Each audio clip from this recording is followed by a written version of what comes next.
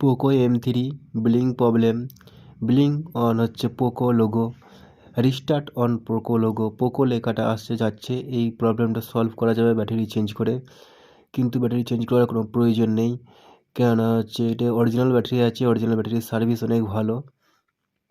আর এটা কোনো সফটওয়্যারের প্রবলেম নেই, সফটওয়্যার কোনো আরও প্রয়োজন নেই, এটা হার্ডওয়্যার প্রবলেম। এই প্রবলেমটা সলভ করবো শুধুমাত্র জাস্ট একটি জাম্পার করে।